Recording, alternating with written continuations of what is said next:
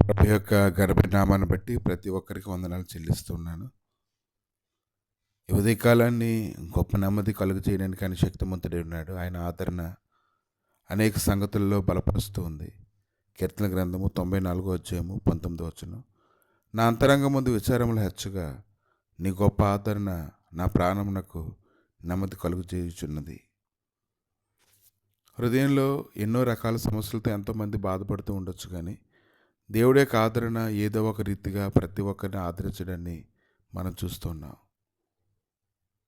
కీర్తన గ్రంథము 94 అధ్యాయము 19 వచనంలో ధ్యానిస్తూ ఉన్నప్పుడు, నా అంతరంగమందు విచారములు హెచ్చగా నీ గొప్ప ఆదరణ నా ప్రాణమునకు నెమ్మది కలుగు చేయుచున్నది. అయితే ఉదయకాలని దేవుడు నీకు సెలవిచ్చినటువంటి ఆదరణ నీకు తేలిగ్గా ఉండకూడదు. నీతో మృదువుగా పలకబడినటువంటి వాక్యాన్ని నువ్వు తేలిగ్గా తీసుకోకూడదు. కనుక అన్ని విషయాల్లోనూ కూడా దేవుడిని అనుగ్రహిస్తున్నటువంటి గొప్ప కృపను బట్టి నువ్వు ఎంతగానో స్తుతించాలి. 1 దశలోనికి రాసినటువంటి పత్రిక చూస్తే 3వ అధ్యాయం 7వ వచనంలో, అందుచేత సహోదరులారా, మా ఇబ్బంది అంతట్లోనూ శ్రమ అంతట్లోనూ మీ విశ్వాసం చూచి మీ విషయంలో ఆదరణ పొందితిమి. కనుక ప్రతి విషయంలో కూడా ప్రభు నడిపిస్తున్నటువంటి విధానాన్ని ప్రతి ఒక్కరు కూడా గ్రహించుకుంటూ ఉన్నారు. దానిని బట్టి మనం ఎంతగానో మనం సంతోషించాలి. ఆయన కృప పొందుతున్న కొద్దీ, ఆదరణ హెచ్చుగా అందరి ఎడల విస్తరిస్తున్న కొద్దీ ఎంతో సంతోషంగా ఆయన సన్నిధిలో కొనసాగడానికి మనం ఇష్టపడుతూ ఉండాలి. 2 కొరింథీయులకు రాసినటువంటి పత్రిక 1వ అధ్యాయము 5వ వచనం, క్రీస్తు యొక్క శ్రమలు మా ఎందెలాగూ విస్తరించున్నవో అలాగే క్రీస్తు ద్వారా ఆదరణయు మాకు విస్తరించున్నది. అయినను నేను నా నోటి మాటలతో మిమ్మల్ని బలపరచుదును, నా పెదవుల మాటలు మిమ్మల్ని ఓదార్చి ఆదరించును. నా ఆపత్కాలమందు నేను ప్రభువుని వెతికి తిని రాత్రివేళ నా చేయి వెనుకకు తీయకుండా చాపబడి ఉన్నది.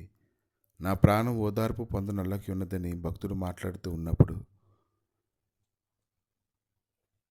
ఈరోజు ప్రభు అన్ని విషయాల్లో కూడా సమృద్ధి అయినటువంటి కృపను నీకు అనుగ్రహిస్తూ ఉన్నారు. ఆయన కృప అనుగ్రహిస్తూ ఉన్నట్లు ఆయన ఆదరణ కూడా మనతో వెంబడిస్తూ ఉంది. యోబు గ్రంథం 21 అధ్యాయం 2వ వచనంలో, నా మాట మీరు జాగ్రత్తగా విండి, నా మాట మీ ఆదరణ మాటకు ప్రతిగా ఉండునుగాక. కనుక అనేక మంది ఉదయకాలాన్ని ఎన్నో రకాలైనటువంటి పరిస్థితుల నుంచి తప్పించుకోవడానికి ప్రయాసపడుతూ ఉన్నప్పుడు, దేవుడైతే వారికి ఎంతో విశ్రాంతిని కలుగు చేస్తూ ఉన్నాడు.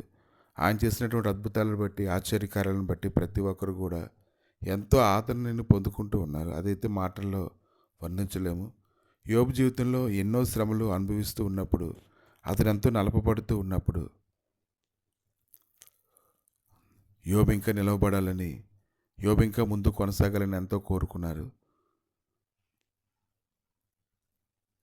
మీరు శ్రమల్లో ఎలాగూ పాలువరి ఉన్నారో అలాగే ఆదరణలోనూ పాలువరి ఉన్నారని ఎరుగుదాము గనుక మిమ్మల్ని గురించి నిరీక్షణ, మా నిరీక్షణ స్థిరమై ఉన్నదని అపోస్తలుడైన పౌలు అయితే మాట్లాడుతూ ఉన్నాడు.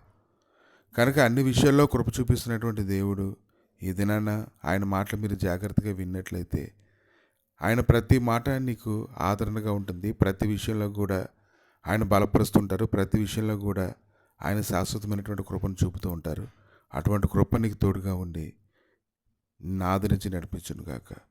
ప్రభు ఈ ఉదయకాలాన్ని ప్రతి ఒక్కరు ఎంతో ఆదరణ కోరుకుంటుండగా, వారు కోరుకుంటున్న ఆదరణ వారి జీవితంలో దొరికినట్లుగా, అన్ని విషయములలో సమాధానం పొందుకున్నట్లుగా సహాయం దయచేసి నెమ్మదితోనూ బలంతోనూ వారిని నింపి నడిపించమని, ప్రతి గాఢంతపు గొర్రెలలో దాటించి వారిని మహిమసన్ని తోడుగా ఉంచమని, కృప చూపమని యేసుక్రీస్తు నామములో అడిగి వేడుకుంటున్నాము తండ్రి.